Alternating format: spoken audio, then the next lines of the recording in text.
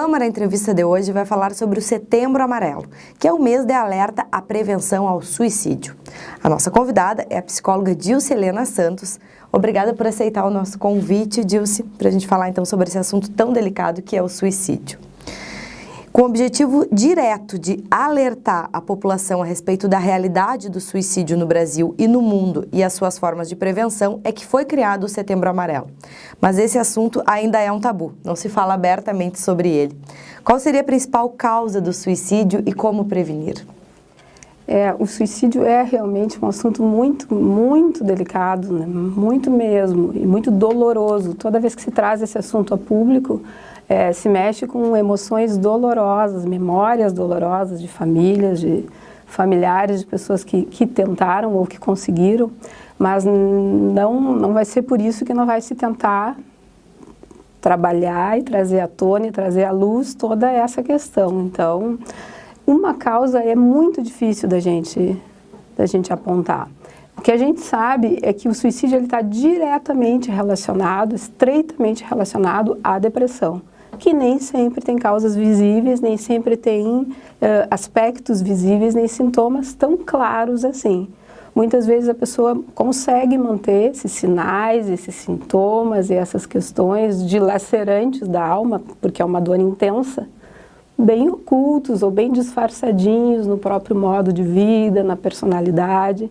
Então, por isso, é um tema delicado. Mas acredito que a questão do Setembro Amarelo, a principal questão é trazer à tona, assim como nesse espaço aqui agora, que as pessoas possam ouvir falar, se interessar, chamar a atenção, refletir um pouquinho mais e buscar um pouco mais de informação sobre o assunto que envolve as tantas questões que podem culminar com o atentado à própria vida. Antigamente tinha um preconceito muito grande, né, quanto ao psicólogo e ao psiquiatra. Na tua opinião, tu acha que isso mudou hoje? Mudou bastante. Felizmente mudou bastante. Ainda existe vergonha, ainda existe medo, constrangimento, tanto na procura, no ato de procurar ajuda, quanto em assumir que está sendo ajudado, que está fazendo tratamento, que está fazendo terapia. As pessoas gostam de manter guardado, mas realmente nos últimos 10, 20 anos mudou bastante. Esse preconceito a gente está conseguindo vencer esse preconceito, eu diria. E a depressão, né, que tu dizia que está diretamente ligada à questão do suicídio, ela é um distúrbio afetivo que acompanha a humanidade ao longo da história. E no sentido patológico, entre os sintomas tem a presença da tristeza, do pessimismo, da baixa autoestima, que aparecem com frequência e podem se combinar. É imprescindível o acompanhamento médico, tanto para o diagnóstico quanto para o tratamento adequado. Tu percebe que ainda tem muito tabu quando o assunto é a depressão? Tabu menos. Eu diria que o assunto depressão ele se tornou ele faz mais parte do cotidiano. O que acontece é que existe uma confusão grande entre o que vem a ser depressão e o que seja uma tristeza passageira ou um sentimento de tristeza mais profundo. Qual seria essa diferença? Assim? A diferença é que a depressão ela realmente é uma doença. Ela atinge níveis mais profundos e ela atrapalha, perturba todas as nuances da vida cotidiana dessa pessoa. E mais marcadamente, ela perdura. Uma tristeza comum da vida, uma perda, uma coisa séria da vida, ela pode ser uma tristeza transitória. A tendência da saúde da pessoa saudável, mesmo diante de uma dor intensa, é ir superando e retomando, mesmo que lentamente, a sua vida. E a depressão, a pessoa tem a tendência ao inverso. Ela vai perdendo mais capacidade de conexão com a própria vida. E principalmente uma característica que ajuda muito, eu acho, o público de casa a pensar, ajuda muito a definir o que é uma coisa e o que é outra, é que a depressão ela leva a pessoa a um isolamento, um desejo cada vez maior de isolamento. Por isso a depressão está tão intimamente ligada à questão do suicídio. Porque a pessoa cada vez mais sente vontade de se isolar, de ficar sozinha. Quanto mais ela faz isso, mais sem saída ela se sente, mais triste ela se sente, mais ela consegue imaginar que a única saída para essa dor intensa seria acabar com a própria vida. E é muito difícil para o próprio depressivo procurar ajuda? É muito difícil, sim.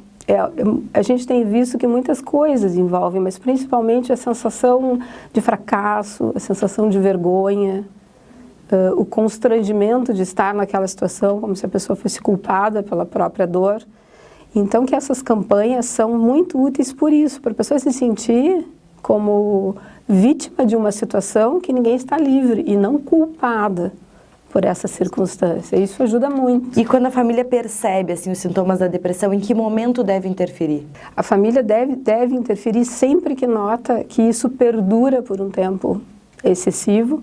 A gente fala que é mais interessante que a família seja exageradamente cuidadosa do que exageradamente descuidada, descontraída e pense que isso vai passar. Às vezes tem aquela coisa de diminuir, né? Fulano tá só triste, ou quer ficar só sozinho, é personalidade, às vezes se confunde. Isso, confunde com a personalidade, às vezes a família pensa, ele é assim mesmo, ele é quietinho.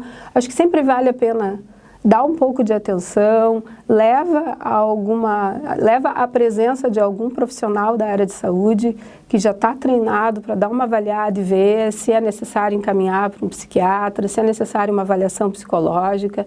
Se não é nada, se faz parte da personalidade, se é só um momento, ok, não aconteceu nada.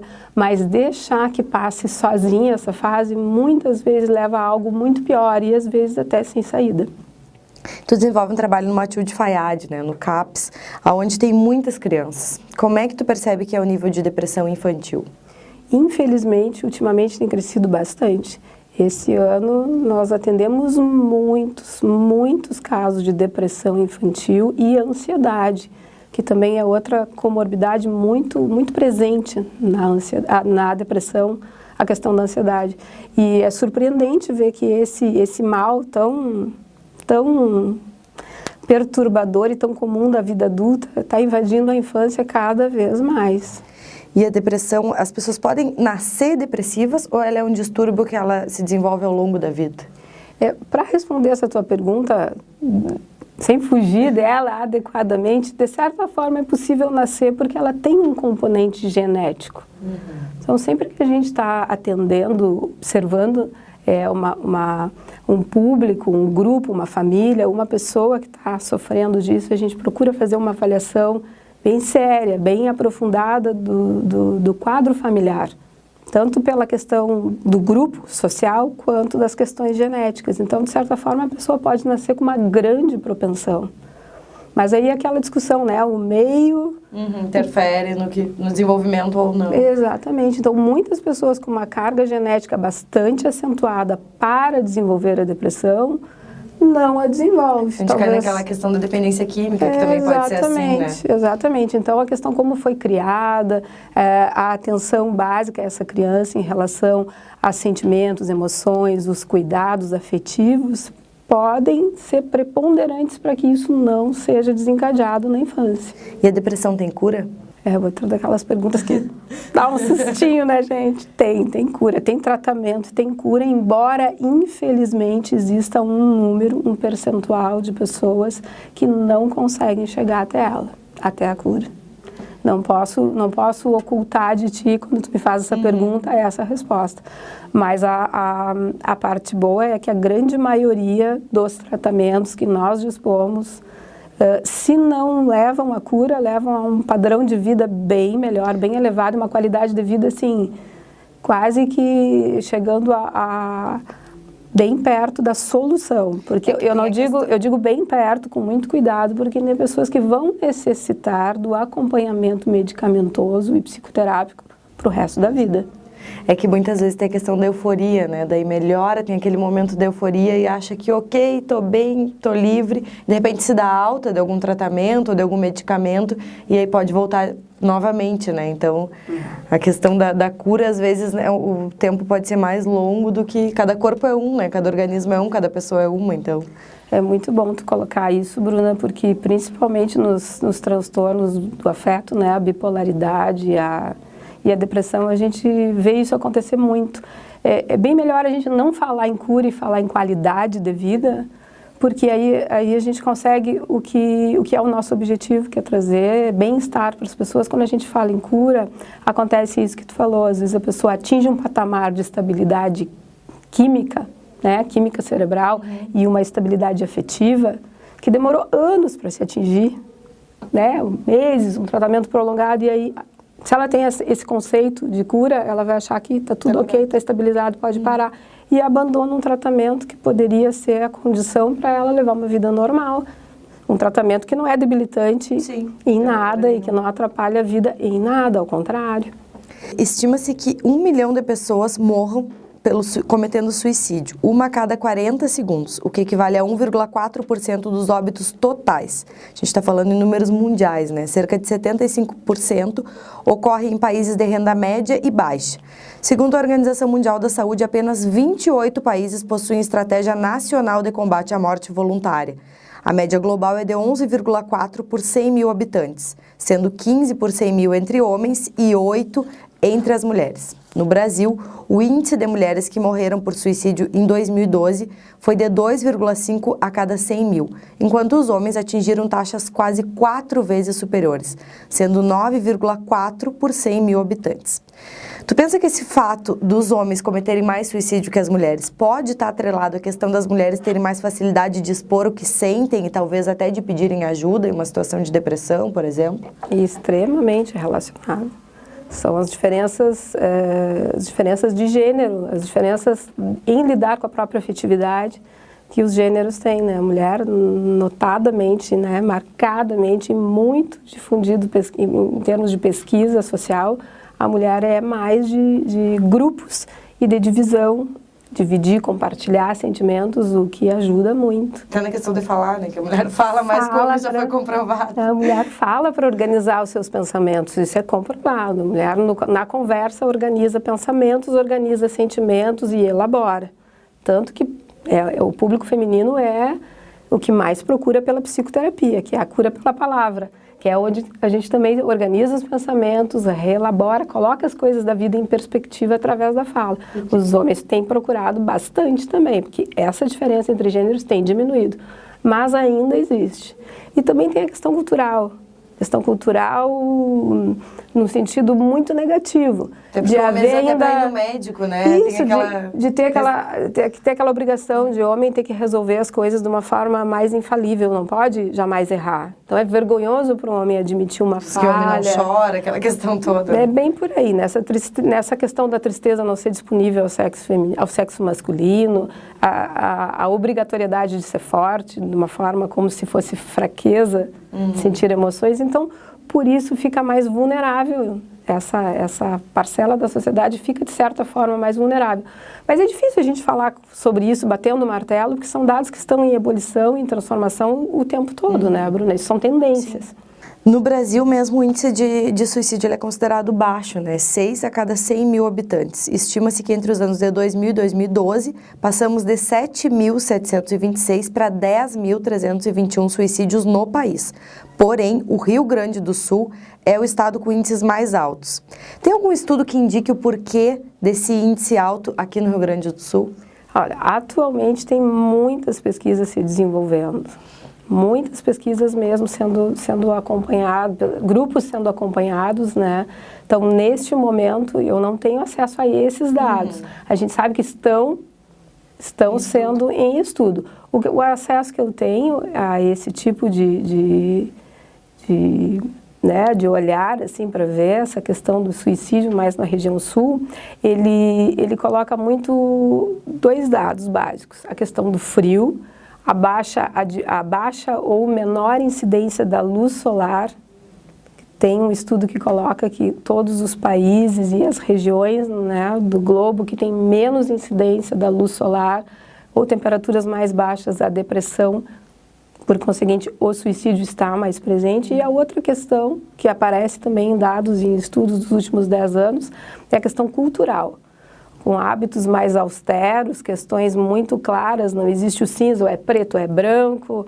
Então, a pessoa tem que resolver as suas coisas, se não resolve, ela é fraca. Isso é muito marcado na cultura gaúcha. De se cobrar, né? De se cobrar. Outras culturas do mundo também trazem essa questão de que é vergonhoso ter um problema e ele perdurar por algum tempo sem solução. A nossa cultura tem esse traço e, por isso, acredita-se que o índice de suicídio aqui seja um pouquinho maior. Porque ele impõe, de certa forma, essa questão alguns problemas que estão sem solução, então tem que decidir de certa forma com alguma honra, que seria...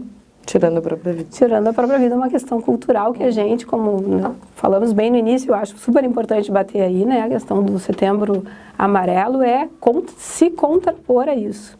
Né, colocar que jamais é questão de fraqueza, depressão não é fraqueza, sentimento, ideação suicida, que é a ideia persistente, que volta e meia vem à mente de que a solução dos problemas seria morrer, é um sinal de problema de saúde mental, de saúde emocional, saúde afetiva e deve ser, né, deve-se procurar ajuda. Tem muitos relatos de pessoas que perderam alguém da família através do suicídio, que as pessoas dizem que, mas ele levou uma vida normal, por exemplo, comprou pão para tomar o café, como se fosse tomar o café, mas antes disso atentou contra a própria vida.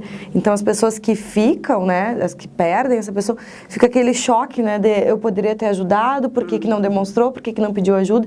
Então às vezes não é feio, né, tu chegar para alguém e dizer, eu tô me sentindo tão triste, quem sabe procurar uma avaliação, né, psicológica, uma ajuda. Na rede pública a gente tem esse auxílio, né, então de repente pode evitar um problema maior que daí sim não tem solução, né. Sim.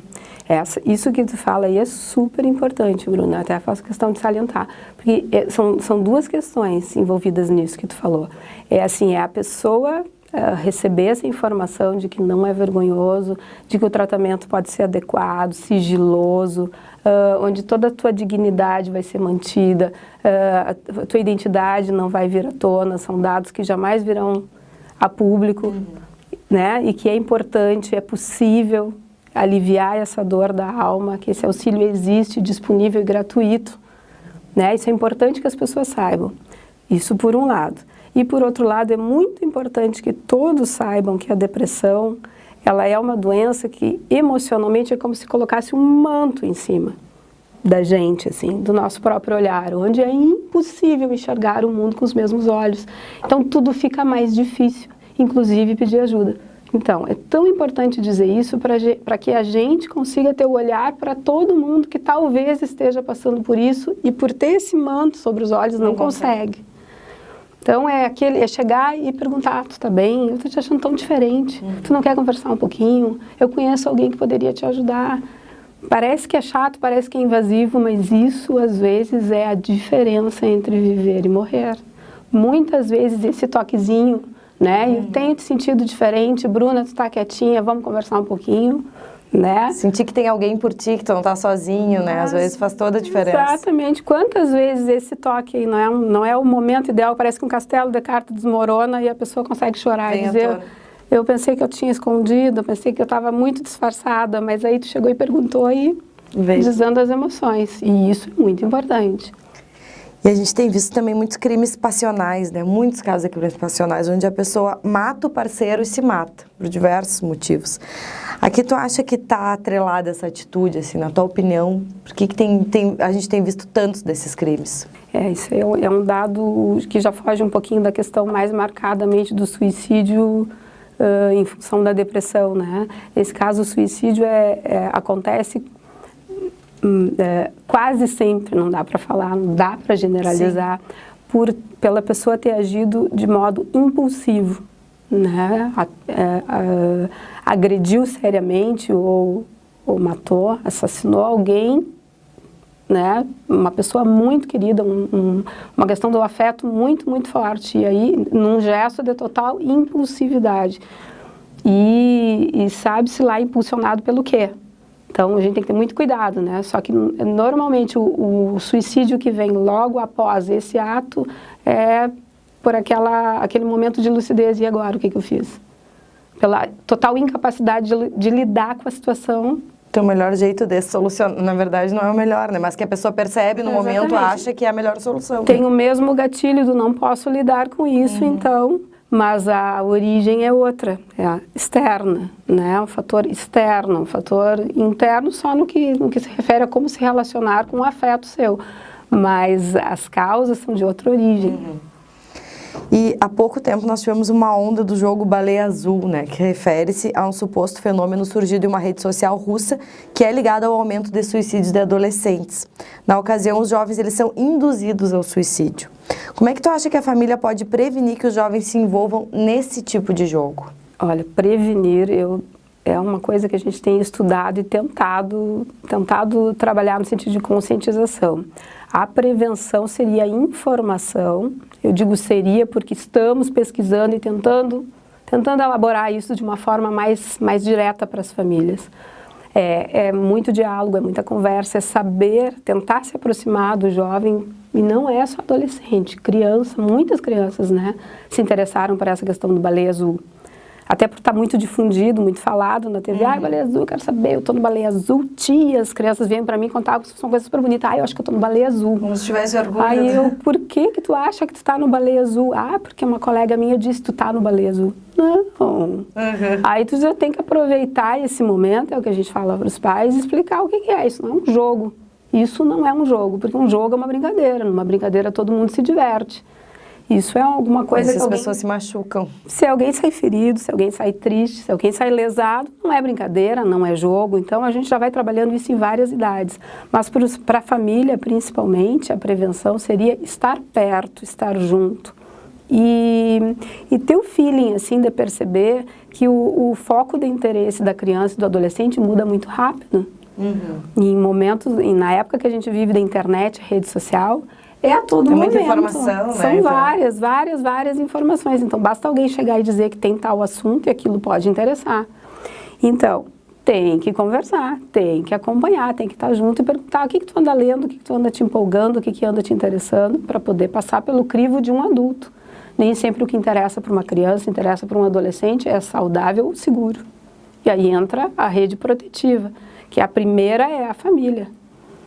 Tem a questão do diálogo na família, né, que ele, hoje em dia, muitas vezes ele é cortado pela questão justamente dos eletrônicos, né, na hora de sentar para almoçar, que antigamente a família conversava, como é que foi na escola, os filhos contavam, o pai falava sobre o trabalho, a mãe também, e hoje muitas vezes o pessoal aqui, né, no celular, então isso às vezes traz à tona problemas como não perceber que o filho está passando por um momento difícil, ou o pai, ou a mãe, então daqui a pouco instituir mais o diálogo nas famílias pode ser uma solução para alguns problemas como depressão, suicídio. Sem dúvida, é por aí, é a solução, é o diálogo, de que forma ele acontece ou por que ele não está acontecendo, passa por isso que tu disse, as pessoas não têm tempo. Às vezes tem tempo para mandar um recado para os amigos pelo Facebook, para fazer uma corrente no WhatsApp, mas não tem um tempinho para soltar o telefone e olhar para quem está do lado e perguntar como é que foi teu dia, e aí como é que tu saiu na prova hoje, ou o que está te aborrecendo. Isso não é a solução, mas é o início da conexão, porque o que leva a esses problemas, não é o que leva, muitas coisas levam a esses problemas emocionais, mas o que faz ele crescer é a falta de conexão. Então, a solução passa por ampliar essas conexões. E as nossas conexões mais básicas são os nossos vínculos familiares. Então, a mãe e o pai, os adultos da família têm um papel preponderante. E o exemplo, né, Bruna? Porque a gente cansa de ver, né, pai e mãe ali, ó. E não pode cobrar que o filho não faça, né? É óbvio que a criança vai imitar. A gente fala bastante numa coisa, criança e adolescente não faz o que tu diz. Ele tem a tendência a fazer o que tu faz, principalmente a criança. O adolescente está fazendo hoje o que ele aprendeu durante a vida inteira dele. Sim. Assistindo os adultos importantes da vida dele fazerem. Então, é muito importante desligar, né, parar um pouquinho, fazer uma pausa. Eu não sou adepta à teoria de que a internet, os celulares, a tecnologia é o mal do mundo. Isso não existe, isso é bobagem, até porque o suicídio e a depressão existe desde que o mundo é mundo. É que hoje em dia nós criamos uma rede de interconexão tão grande, tão potente, que a gente está mais interessado nela que nos vínculos. Nas relações pessoais mesmo, né? Nos vínculos que tu pode tocar. E existe um perfil traçado de quem atenta contra a própria vida? Qual seria o gênero, a faixa etária? Infelizmente não tem. Não tem. Todas as teorias que tentaram traçar caíram por terra. A gente não fala em perfil de risco, a gente fala em nem perfil, nem em grupo. A gente fala em conduta, em atitude, em momento de vida, que está mais arriscado é isso. Então, momentos de vida, tanto situacionais quanto da evolução mesmo. Situacionais do tipo assim, a gente pode ficar mais atento a pessoas que estão passando por um momento delicado, como a perda do emprego, a perda de um familiar, separação conjugal, entra também como um momento de maior vulnerabilidade. Na infância e na adolescência, problemas que envolvam a família diretamente, pai e mãe passando por situação de álcool, drogas, brigas, violência doméstica, deixa a criança muito vulnerável a esse tipo de transtorno emocional e os problemas, todas as problemáticas da escola. Porque a escola é um ambiente muito vivo, onde muitas dores acontecem e muitas vezes não se Muitas vezes a questão do bullying também, que a gente fala tanto, pode estar relacionado, né? A pessoa que está sofrendo bullying e começa a assimilar muito aquele ataque. Diretamente relacionado. Tanto aquela criança ou adolescente que pratica o bullying, ele está adoecido e por isso ele extravasa toda a sua agressividade, intolerância, ou seja o que for, de desconforto, desta forma agressiva, quanto aquela pessoa que foi vítima, porque a vítima também, ela tem uma atitude muito marcada, ela não pede socorro, por isso ela é atraída. Ela é atraente, melhor dizendo, para o agressor. Então, que eu falava, né, o momento de vida, né, a situação, os problemas da escola deixam essa criança e adolescente vulnerável. Quais são os problemas da escola? São esses, assim, dificuldades com o próprio corpo, os momentos de transição, aparência é uma coisa muito importante na infância e na adolescência, e isso pode ser trazido à tona de uma forma agressiva na escola. Não pertencer a um grupo, desejar pertencer a um grupo e não conseguir pertencer por vários motivos, é uma questão sociológica, né? Que a gente acompanha muito isso, traz um sofrimento inacreditável. Quem trabalha em escola sabe, um ambiente escolar pode ser um ambiente de grande sofrimento. Os melhores e os piores momentos da vida da maioria das pessoas são vividos dentro da escola. Então, ali dentro tem muitas questões... Muita gente carrega traumas para sempre, né? De momentos da escola. Para sempre. Conflitos vivenciados na escola, às vezes vão marcar se tu vai ser um profissional ou uma pessoa feliz ou não, um profissional de sucesso ou não. Eu sou, assim, ultra favorável à psicologia escolar, porque eu acho que é uma ferramenta de trabalho, de conscientização e de propagação da saúde, porque o ambiente escolar, a gente pode ver isso comprovado no aumento da incidência de automutilação nos alunos das escolas do Brasil inteiro, que é um sintoma e um sinal não só da questão do baleia azul, quanto da depressão. A questão da baleia azul mesmo nas escolas foi mais propagado, né? Nós tivemos escolas na cidade, onde os jovens estavam se automutilando, porque era a questão é uma prova do jogo, do baleia azul, que depois tem aquele final trágico, que é o suicídio, né? Complementando a tua pergunta do baleia azul anterior, por que atraiu tanta gente? Né? O jogo em si... né? Em si não é tão atraente quanto está sendo atraente para aquele grupo a questão da automutilação, se machucar. E se sentir inserido, né? Se o grupo está fazendo, eu também, porque se eu não fizer, eu estou fora do grupo, então. Porque nesse momento, no momento da adolescência, pertencer a um grupo é uma coisa muito importante. Inclusive para o complemento da questão evolutiva da personalidade, pertencer a um grupo faz parte. E às vezes é tão difícil pertencer. Na adolescência isso é quase insuperável. Querer pertencer e não conseguir é uma dor que pode levar a querer pertencer a algum grupo de alguma forma, inclusive por esse motivo. E como e onde procurar ajuda aqui em Bagé, na rede pública? As pessoas podem procurar, de modo geral, vamos começar assim, qualquer local onde exista uma atenção à saúde, qualquer posto de saúde, qualquer local de atenção à saúde tem profissionais aptos a encaminhar para o local adequado, fazer uma avaliação e encaminhar para o serviço correto. Mas, de modo geral, os dois CAPs, o CAPS-I, né, de atenção à infância, e o CAPS-II, saúde mental de adultos, estão aptos e tem profissionais que vão dar atenção adequada e específica e acompanhar essas questões que a gente conversou. Como a gente falava no início, né, não é vergonhoso pedir ajuda, né? E muitas vezes, se a família está com dificuldade de chegar naquela pessoa, de repente vai até uma dessas redes, pede ajuda, pede para um profissional como chegar na pessoa, como falar, como conversar. Isso mesmo, faz isso que tu falou é super importante, Bruna, faz parte do nosso trabalho orientar a família como chegar nessa pessoa e não ser invasivo, não ser agressivo e ao mesmo tempo não ser relapso. Muitas vezes o nosso trabalho é orientar a família a como chegar, fazer todo esse trabalho, toda essa aproximação para que a pessoa não se sinta desrespeitada, não se sinta pior do que já está se sentindo e tenha uma atenção adequada que respeite a sua dignidade e o seu sentimento, mas que com responsabilidade não se deixe passar uma questão tão séria como essa. Durante todo o mês de setembro, é importante dizer que a rede pública está trabalhando tanto com palestras quanto com orientações em relação a esse assunto da depressão e do combate ao suicídio e da conscientização mesmo da sociedade de modo geral, como agir, como lidar, como identificar os de quebrar um pouco esse tabu, né, de falar do suicídio, falar na depressão com o intuito de ajudar o outro, não de incentivar, né, que também faça ou que não procure ajuda, né? Sim, porque existe esse componente, vou esclarecer um pouquinho, do componente emocional da questão do suicídio ser considerado contagioso. Isso é um fenômeno emocional que é muito presente em quem está numa situação emocional vulnerável.